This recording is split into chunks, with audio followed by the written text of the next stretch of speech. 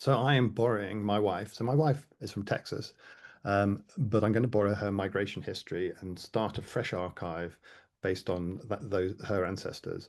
I put this, and then I put a note in here, the importance of the GEDCOM. So any of you who haven't started yet, whole platform really zings if you've got a ZCOM because it sets up your archive and all the nooks and crannies based on your GEDCOM. You can absolutely build it from scratch, but if you're doing family history research, I'd say you need to be signed up to, an ancestry or using Family Search, Find My Past, etc., to find the records. Use that GEDCOM to start your archive, and you'll see why in a minute. And then the thing I love to hammer on about is use the send feedback button inside the platform. It allows you to take screenshots of the screen you're on where you might have a problem, you might have found a bug, you might have a suggestion. And even if we sometimes don't answer to very quickly, for which I apologize when we don't, it's made a ticket on a system and we'll never forget. And then our aspirations for this program. So I would love to see this get to, but we're going to give it its head. I would love to see this get to where we actually have cyclical projects that we can come back to. Things like, oh, let's concentrate on places, go and do a place, or artifacts. People's projects, bringing bits into a community and looking at them and enjoying each other's work. We've got okay. Before I start building an archive, I thought I'd give you the backstory to the archive I'm going to build. So my wife, as I say, is from Texas, but she hails back to two people you can see down on the right here, George Yoxall and Elizabeth Farr. She came all the way from Herefordshire, from that little dot there, which is a farm just below Haybluff, and you see that ridge there. Um, yeah, this beautiful part of Herefordshire, and she ends up on a boat going all the way out and ending up in Kansas, and she finds this guy George Yoxall who came from Staffordshire. So these two Brits went all the way to Kansas to meet outside a bluff. So basically, she lived here. She was born there under Haybluff on the Welsh border, and she ended up in a dugout in the side of Cedar Bluff on Medicine Creek in Kansas. And this guy came walking down and saw her, and they got married, and that's their story. So we're going to start building that story, sort of thing. But wish me luck. But we're going to go for it from the very beginning. So I'm going to come out of this presentation for now.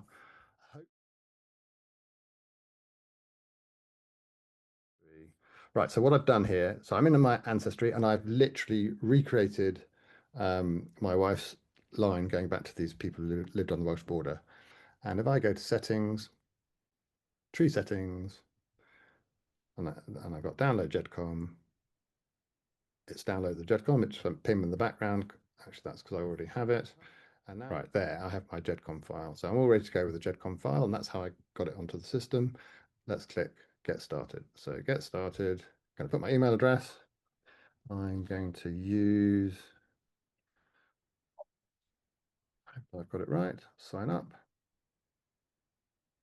Wants a 6-digit code from my email, and I'm now going to, I know which browser to open. So there, it sent me verify my email.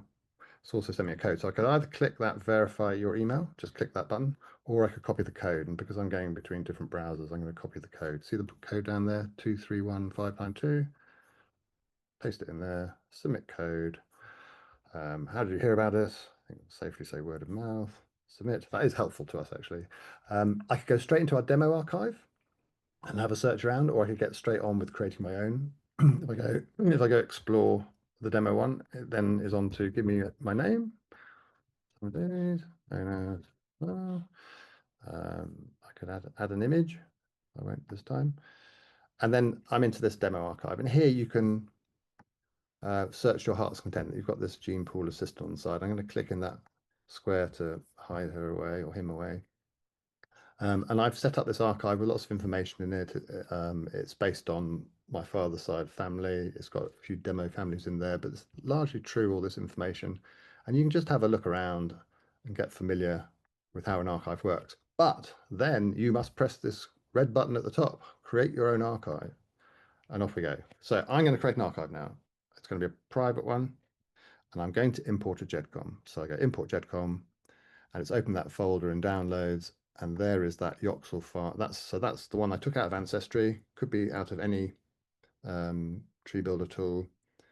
and we go open. I'm going to give it a name, call it Yoxall Family Tree Fun and Features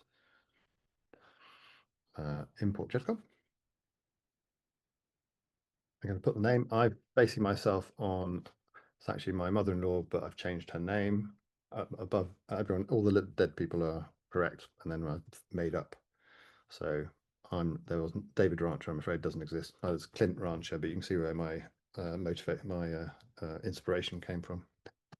And I tick that the selected person is me, so I am Helen Taylor, my mother-in-law. Never thought it would happen. And I go confirm. And there, you see it says GEDCOM import complete. It's imported the GEDCOM. It's pulled in all the pictures that were in the GEDCOM because it's from Ancestry.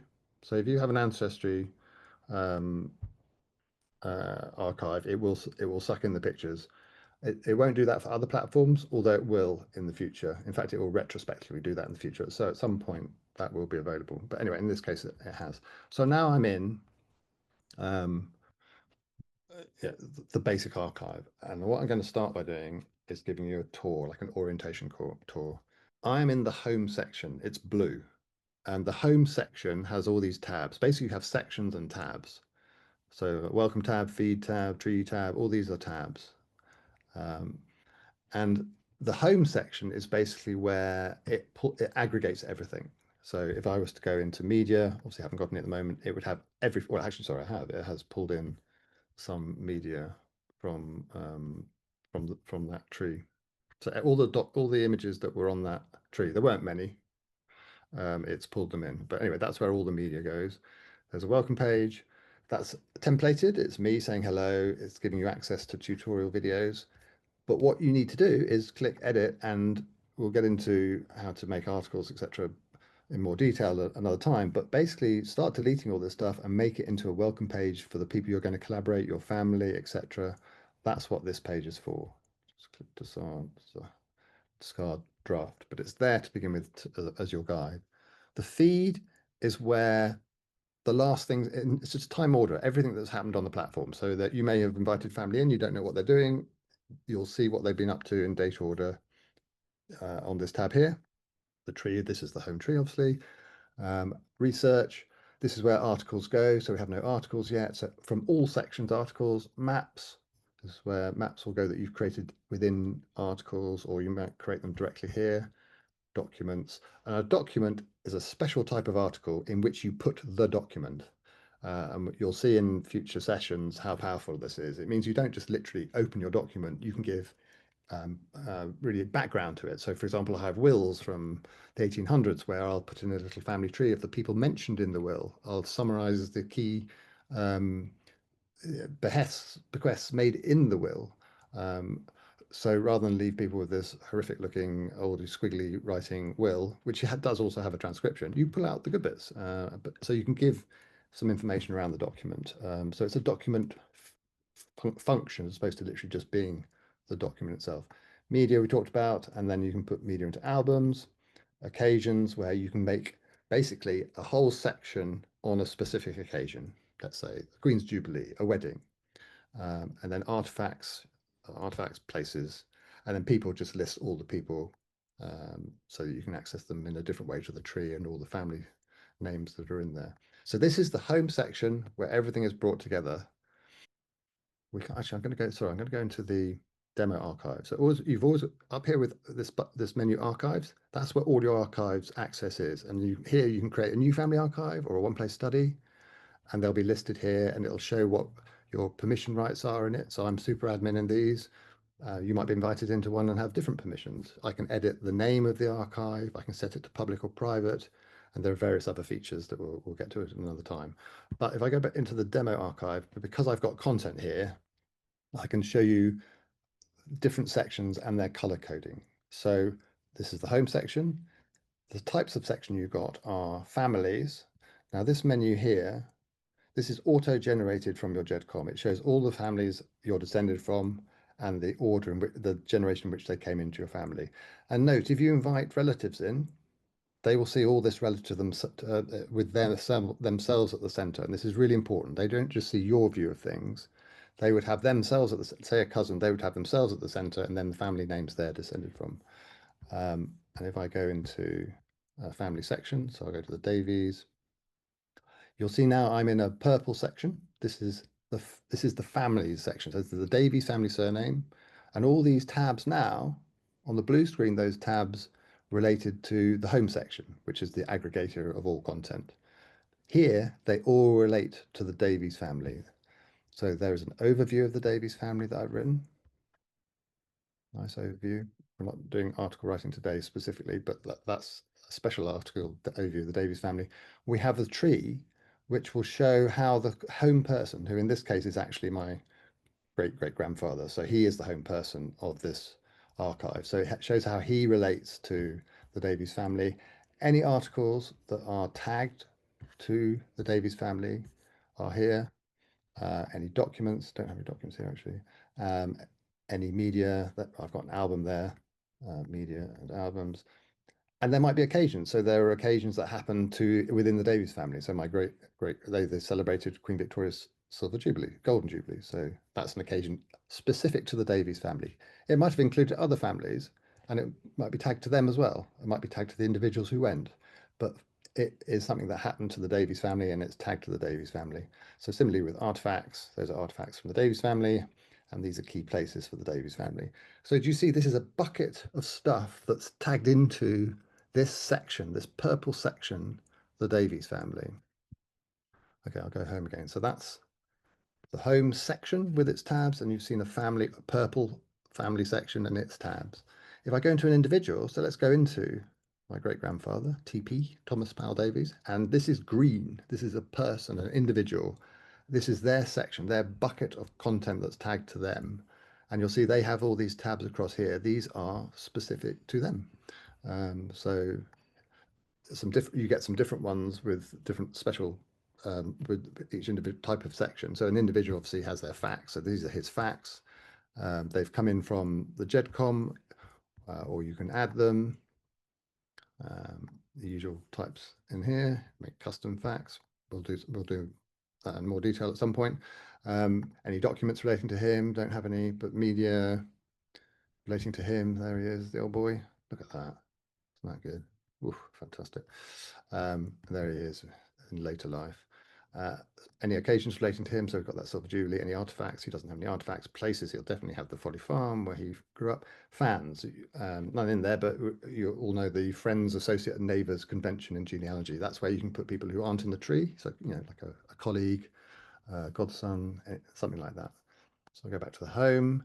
So that was a green, I'll just go there again, great-great-grandfather. This is the green individual section, the bucket of all stuff to do with that individual.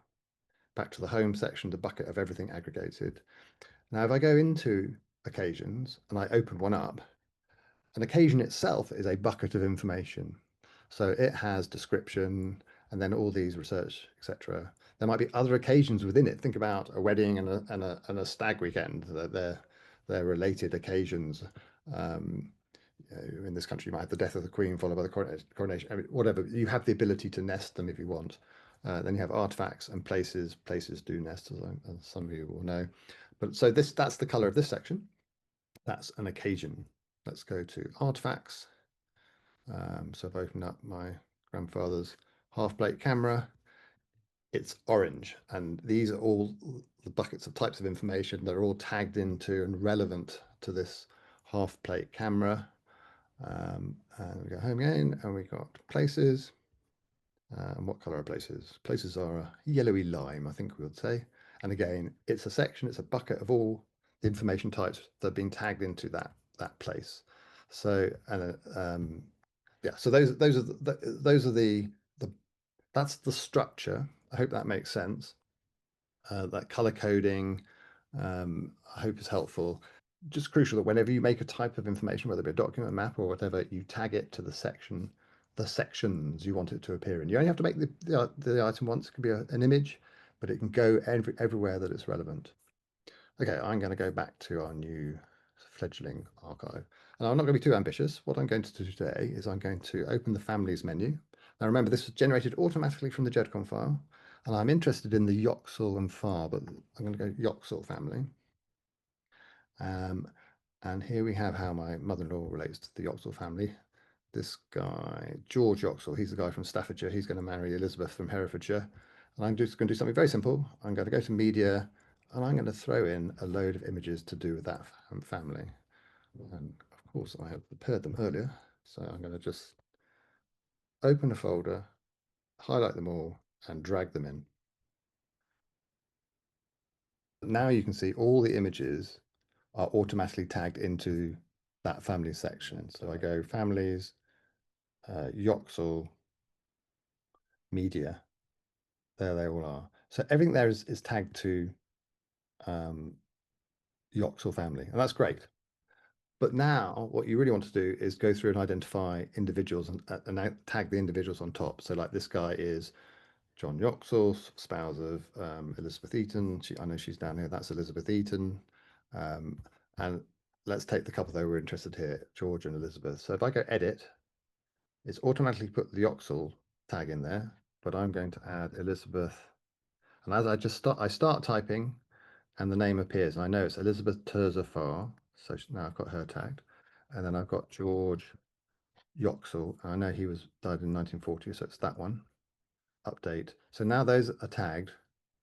That image is tagged to those people as well. And in fact, if I open that image, you'll see the tags have appeared there. So let's go to Elizabeth. So I click the tag and it takes me over to Elizabeth. And I'm going to add an image for her there, top left, which will also then appear in the tree. And I think one of the really nice things to do at the beginning is to fill your tree with images. I think trees come to life when you have images. But if I go add image, and if I, in this filter bit over here, if I go Elizabeth, and there she is, there it's pulled out what the images that are tagged to her. So I'm going to choose that one, and then I'm going to use this drag crop mechanism. And there we go. We've given her an image. There we go. And we go to George. Let's click George and search his name. Got the same one and just crop it. So you can use a photo that has multiple people in it, but use it to make a profile image for all of them. And actually, if I just refresh that, actually, it should be auto updating, but that's now his profile image and that's now her profile image. And I'm now underway. So if I look at go back to the Yoxall family, I've got it's automatically gone through the GEDCOM. It's pulled out the tree related and how my mother-in-law descends from the Yoxall family. I've got some images up that I need to just fill out with individual tags so it spreads them over the archive. And I don't have an overview of the family. And what we'll do next time in this first session of the presentation is we will start building a family overview article, because personally myself, I've found that a really good way to start is to take your main families, your parents' surnames, your grandparents' surnames, and make some really interesting overviews of those families, where they came from, who your earliest ancestors you can remember, bringing it up to date. You then have a framework for everything else. So next time, that's what we'll get to work on in that regard.